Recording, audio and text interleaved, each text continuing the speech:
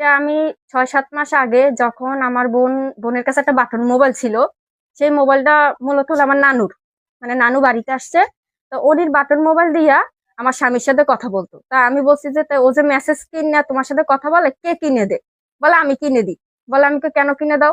কয়, "ও তো স্কুলে যায়। ওর মানে স্কুলের ফ্রেন্ড আছে, ওদের সাথে কথা বলা লাগে। এর জন্য আমি কিনে দিই।" তো আমি আর জানি না ওদের মধ্যে যে সম্পর্ক শুরু হইছে বা এমন কোনো কিছু। তো ইদানিং দেখতেছি যে ও ওর সাথে কেমন হাসাহাসি করে, ও ওর সাথে করে। এটা স্বাভাবিক। একটা মেয়ের সাথে, একটা ছেলের সাথে যদি একজনের স্বামীর সাথে আরেকজন হাসাহাসি করে, সেটা নিজের বোন হোক বা অন্য কোনো মেয়ে হোক, আমার একটু মাইন্ডে লাগছে। লাগার পর আমি আমার আম্মুরে যাইয়ে বলছি যে, "আম্মু, মোম আর আগুন একসাথে থাকলে গইলে যাবে। তুমি একটু সাবধান করো। কারণ আমার স্বামীর সাথে আমি কিভাবে সম্পর্ক করে আসছি তোমরা কিন্তু জানো।" ঠিক আছে? ২ দিনের দিন আমি ধরছি। আমি বলি, "কি, ওরে নিয়ে বাজারে যাইতেছো, কি ব্যাপার?" বলতেছে, "যাইতেছে, ওর একটা ডায়রি কিনা লাগবে, এর জন্য যাইতেছে।" এবং মানে সুবিধা মতো তারা ওগুলাও করছে। স্বামী স্ত্রীর মধ্যে যা হয় ওগুলা পর্যন্তও করছে।